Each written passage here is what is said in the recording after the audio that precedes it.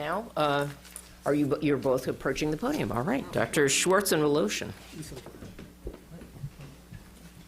Should I announce your title, or is it up there? Oh, it's mine. Okay.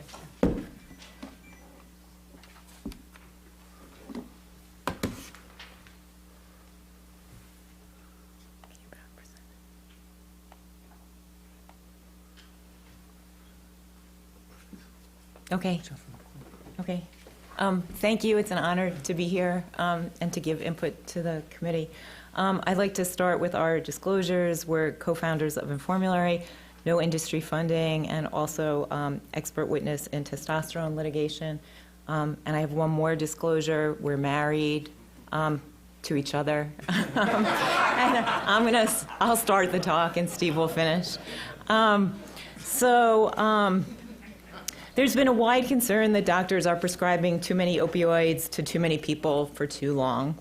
And one of the reasons may be that doctors and patients overestimate the benefits and underestimate the harms of these drugs in the chronic pain setting.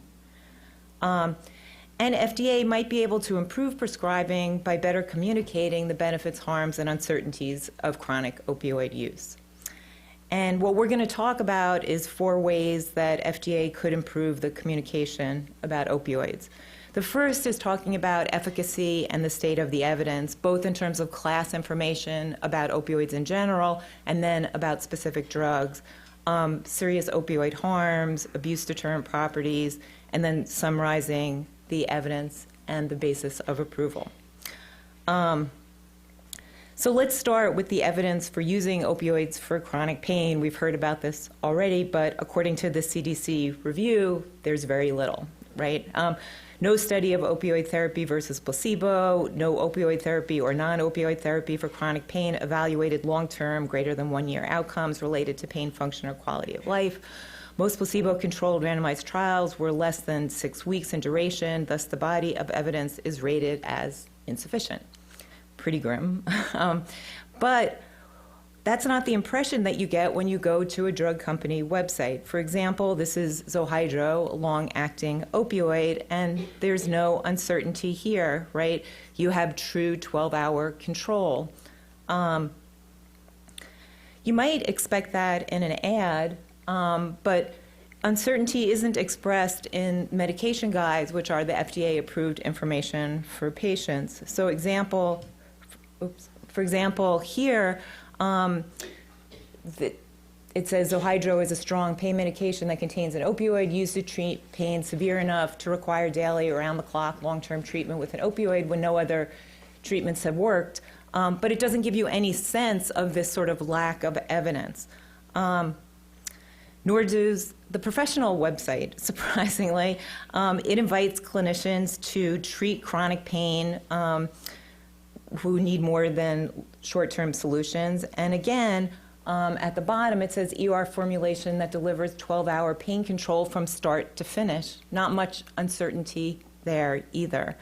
The professional label, which is the place that you would hope would alert clinicians to the major uncertainty about treating chronic pain with opioids, has a section called Limitations of Use.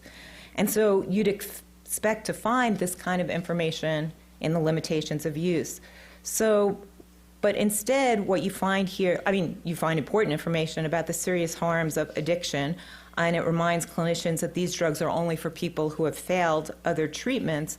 But we think that there should be an opioid class limits to efficacy statement. So, for example, you could model it on what the CDC said. There is no good evidence that opioids improve pain or function with long-term use, and that complete relief of pain is unlikely. Or you could use a statement that was recently used in the change in the labels of the testosterone drugs, something like long-term efficacy and safety of opioids in treating chronic pain for more than a year have not been established, but to make it absolutely clear to clinicians about what the state of the evidence is in terms of chronic pain, chronic non-cancer pain. Now I'd like to move to the labeling of a specific drug, and I'm going to look here, not to pick on Zohydro, on Zohydro, which has a fairly typical labeling for a chronic pain drug. And here's the clinical study section of the label. Zohydro was approved on the basis of a single randomized withdrawal trial. And here is how the label reports the primary outcome. Zohydro ER provided greater analgesia compared to placebo. There was a significant difference in the mean changes from baseline to week 12 and average weekly pain intensity numeric rating scale scores between the two groups. Unfortunately, we can only learn it was a significant difference, right? We can't learn how big the difference is from the labeling, and this is the primary outcome of the study.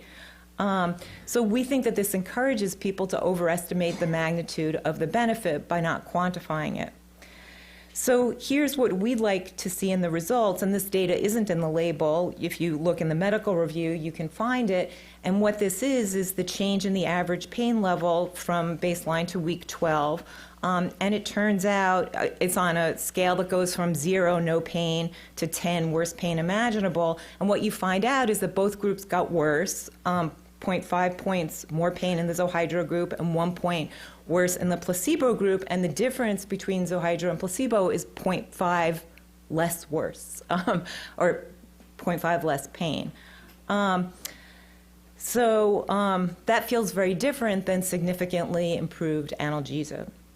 The label does provide another result, which is the cumulative response curve to show you what percent of people had a pain reduction of various percentages. And so we've just highlighted here that at the end of the study, that about 48% of people randomized to continue Zohydro had at least 50% reduction in their pain score versus only 23% in the placebo group. Now that sounds pretty impressive, but what happened in absolute terms, in terms of the number of points of pain? Well, what the label doesn't mention is that the average pain intensity at the time that the randomized withdrawal started was 3 points. So a 50% improvement corresponds to a 1.5 points less pain. So in order to have that important context, you need to translate that percent reduction into actual points of pain. Here we just put the 50% number, and then some people might be interested to know the 80% or more, how many people had close to complete relief, and you can see the difference there is very small between Zohydro and placebo. But there were other outcomes that were measured in the trial that weren't reported in the label. So for instance, medications for breakthrough pain was virtually identical in the two groups. So on 69% of days, patients in the Zohydro group and patients in the placebo group took a medication for breakthrough pain. Another fundamentally important outcome, of course, is change in disability. So they did measure disability scores, and you can see again here that both groups got a little bit worse. So the Zohydro group was 3 points more disabled on the score, but less worse than the placebo group, which was 7 points more disabled, and 4-point difference between the two groups, which may be a clinically important difference. But both groups still qualified in the severe category of disability. And what we really want to know is how many people moved to a lower disability category. That we really want to know, are people functioning better? And then finally, quality of life, well, it wasn't measured. And we certainly, it's important to know what we don't know. And so we're advocating for pointing that out. So our first two take-home points are that we want to routinely communicate the limits of efficacy of opioids for chronic pain, so that every opioid label, medication guide, drug safety communication should all include a limitation of use about the limited data about the long-term benefits on pain, function, and quality of life, and that we want to quantify the known and acknowledge the unknown efficacy of each individual product in the clinical study section of labeling.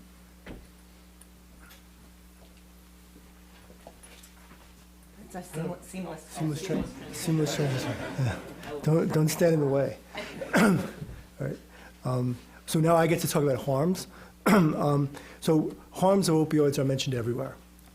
Here's the highlight section of the label. So right at the very top, it says, Zohydro ER exposes users to risks of addiction, abuse, and misuse, which can lead to overdose and death. And you see virtually the same language all over the place, in the medication guide, in drug safety announcements, and FDA's website has a place where people can look up information by drug class, and it's the same language describing the harms. So the good news is that the harms are mentioned everywhere. The bad news is that they're not quantified anywhere. None of these places tell you how much harm, how often harm occurs. And we think that's really important to quantify serious harm, because unless doctors and patients know how often these harms occur, how can they possibly weigh them against the benefits?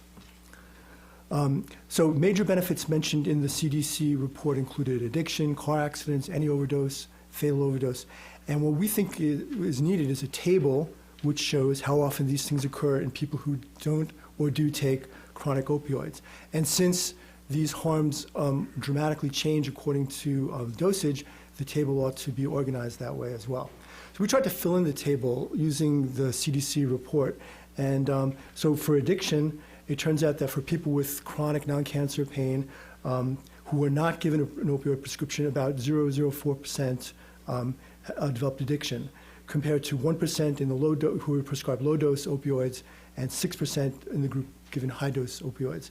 Now, 6% is a pretty big number in this context. The number needed to harm is 17. So we think that's pretty important. Here's the rest of the table. And I just want to point out another number at the bottom there. This is fatal overdose, 0.26% over a year. That seems like a small number, but the important thing to remember is that these risks accumulate over time. So by 4 years, the chance of fatal overdose is about 1%, which is pretty substantial. Now, there's some problems with this table, which should be obvious. One is there's lots of missing information.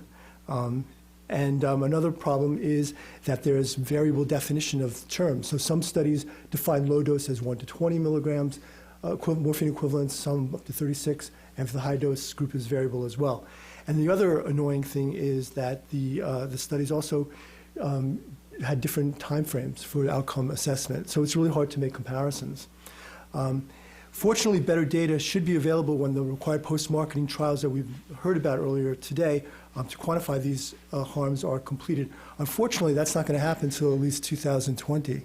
In the meantime, we think it would be great if the National Academies called on FDA or CDC to reanalyze available data to generate best estimates of serious harms in specific populations and settings, using standardized definitions for dosage, for codes of outcomes of interest, and standardize the timeframes so that we can make reasonable comparisons. So the take-home point here is that we think it's important to quantify the serious harms and then generate tables which make it obvious to people how often they happen. And this should be in labeling, it should be in consumer information as well. Now I want to talk a little bit about abuse-deterrent potential. You heard a lot about that today, but because it's so important, and we want to see how this is communicated in FDA. So if you go to the Drugs at FDA website, can you answer the question, does this opioid have FDA-designated abuse-deterrent properties? And if so, what abuses are deterred? So let's look at Hizingla. That's another new long-acting opioid. And the website has a statement at the bottom. It's a little hard to read. I didn't blow it up, I'm sorry, which says FDA has determined that this product has abuse-deterrent properties. Now you might be curious what properties and what modalities are involved. You can find that out if you click on that. You can get to another page, which at the bottom says Hizingla has properties that are expected to reduce but not totally prevent abuse of the drug when chewed and then taken orally or crushed and snorted or injected. So that's important and clear information. The problem is if you look at other drugs, you find that the information isn't there. So look at Zohydro. So Zohydro, the background drugs at FDA, there's no statement at all about abuse-deterrent properties. So does that mean it doesn't have them? Or does it mean that they haven't been tested? What does it mean? We don't know. And we think this is a very easy problem for FDA to fix. It's just standardized communication for all the opioids. So to be clear, on this page, what kind of opioid this is, and does it have abuse-deterrent properties, and if so, which modalities are addressed. So for example, for Hizingla, it could say, this is a long-acting opioid, FDA-designated, chew and crush-resistant properties are present. For Zohydro, it's a long-acting opioid, but there are no chew or crush-resistant properties, to just make it clear and remove any ambiguity. How does the label deal with this? Well, it turns out that in the high profile, the highlight section of the label, there's no comment at all about abuse-deterrent potential. You have to go to section 9.2. So in this label, about 25 pages into the label before you can find this information. It should be highlighted. And that's the take-home point for this section, that it's important to highlight the abuse-deterrent properties of each opioid clearly, and also be clear when there aren't any, to specify that there are none. And so now I just want to talk a little bit about how important it would be to develop quick summaries to communicate the basis of approval, including both the data from trials, and also, sorry. So data from trials and also larger public health considerations. And again, it should be the label, consumer information, and also we think in marketing materials. Now, we've developed a format which does this. It's called the Drug Facts Box. It's a table summarizing the results of approved trials that were the basis of FDA approval. And we argue that this should be like an executive summary of reviews. It should be up in the highlight section of labels and in marketing materials as well. And the idea was inspired by Cocoa Krispies at breakfast. We noticed this thing. So the FDA, food part of the FDA, requires this thing. It's a great example. It's a template. It's a table with quantitative information that's supposed to help consumers make decisions. Now, if you can do it for Cocoa Krispies, why can't you do this for Zohydro? Not the ingredients or the calories, but what are the benefits, what are the harms, what are the uncertainties? So we've worked on this for a long time, and here's an example of a drug box that we did for Zohydro for Consumer Reports magazine. And just briefly, it's a simple table. It's got benefit information. So if you take the drug or you don't take the drug, and harm information. So it's side by side, so you can weigh harms against benefits. And the harms are organized into serious and symptom side effects, so you get a sense of the hierarchy of the harms. We conducted a series of studies, including 2 national randomized trials, showing that the Drug Facts Box led to more accurate consumer perceptions of drug benefit and harm and improved decisions. And we argue that if consumers can understand this information, then probably doctors can too. And FDA confirmed our findings. Nonetheless, they've chosen not to go forward with drug boxes. They have created a website called Drug Snapshots, which provides some of this information, some quantitative information about benefits and harms at the time of approval, but it's not in the label. It's a separate website, and we think this stuff should be in the label. So we argue that, we hope that national academies would consider recommending that FDA include quantitative data summaries like the Drug Facts Box in labeling and in consumer information, because we think this will be really important to help doctors and patients weigh the harms and benefits and understand any unique benefits or safety issues with approved drugs, including opioids. And that's it. Thank you.